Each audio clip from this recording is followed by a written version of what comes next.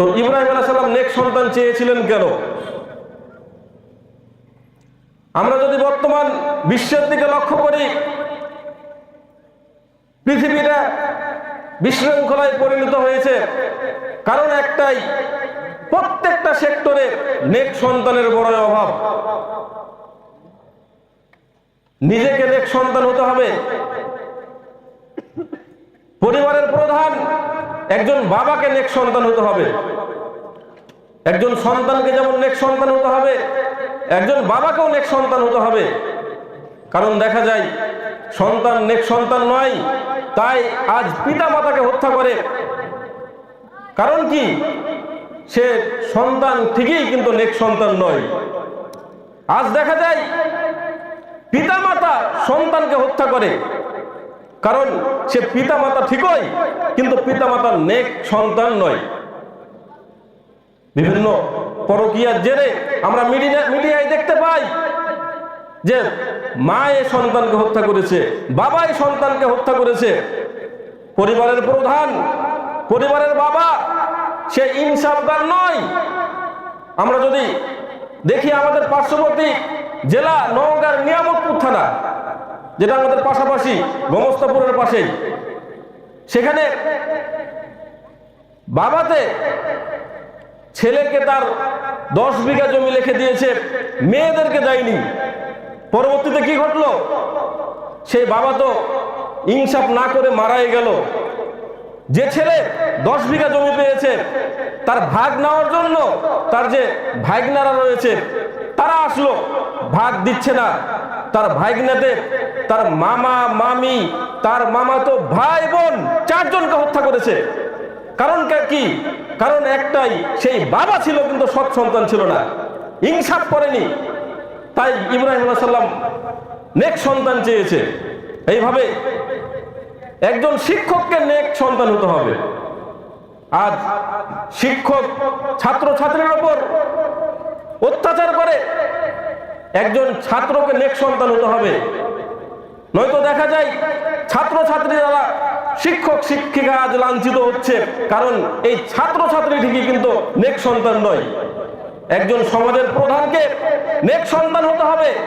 এইভাবে প্রত্যেকটা সেক্টরে মেম্বার বলেন, চেয়ারম্যান বলেন, এমপি বলেন, ডিসি বলেন, এডিসি বলেন, মন্ত্রী বলেন, প্রধানমন্ত্রী বলেন, জাতীয় সংঘের যে মহাসচিব রয়েছে, প্রত্যেকটা সেক্টরে যদি নেক সন্তান হয়, পৃথিবীতে কোনো বিশৃঙ্খলা থাকবে না।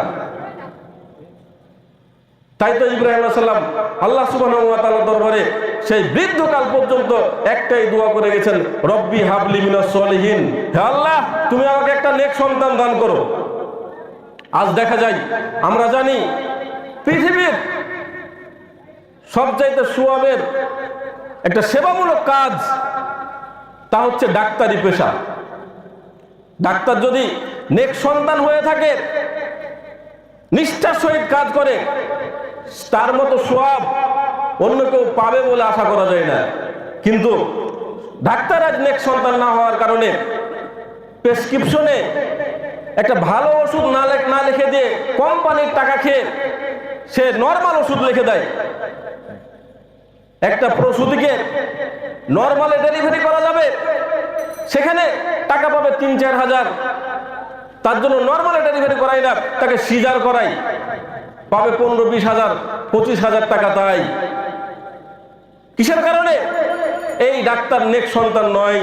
এই কারণে বাংলাদেশে এমন নজির আছে, ডাক্তারে মরা মানুষকে পর্যন্ত অপারেশন করে।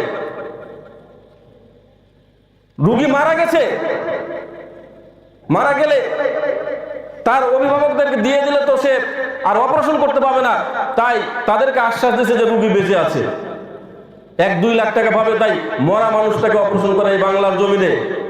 অপারেশন করার পরে অনেক অপারেশন রোগীর ভিতরে, পেটের ভিতরে গজ কেচি ভরে রেখে সেলাই করে দেয়। কিসের কারণে? এই ডাক্তার নেক সন্তান নয়, তার কারণে। বলছিলাম প্রত্যেকটা সেক্টরে নেক সন্তানের বড় অভাব। দেখা যায় একজন ড্রাইভার নেক সন্তান নয়, তার কারণে কি হয়? আমরা বিভিন্ন সময় দেখতে পাই ছাত্র ছাত্রীরা নিরাপদ সড়কের জন্য আন্দোলন করে। কেন আন্দোলন করতে হবে? একজন ড্রাইভার যদি নেক সন্তান হয়, ইচ্ছাকৃতভাবে একজন মানুষের উপর গাড়ি চাপা দেওয়া তো দূরের কথা, একটা ক্ষুদ্র থেকে ক্ষুদ্রতর জীবের উপরে সে দেখে গাড়ি চড়াইতে পারে না, সে যদি নেক সন্তান হয়। তাই প্রত্যেকটা সেক্টরেই আমাদের নেক সন্তানের বড় অভাব। তাই ইব্রাহিম আলাইহিস সালাম একটাই দোয়া করে গেছেন, রব্বি হাবলি মিনাস সলিহিন, হে আল্লাহ তুমি আমাকে নেক সন্তান দান করো। এখান থেকে আমাদের শিক্ষা নিতে হবে, আমাদের নিজেদের প্রত্যেককেই নেক সন্তান হতে হবে, সৎ সন্তান হতে হবে।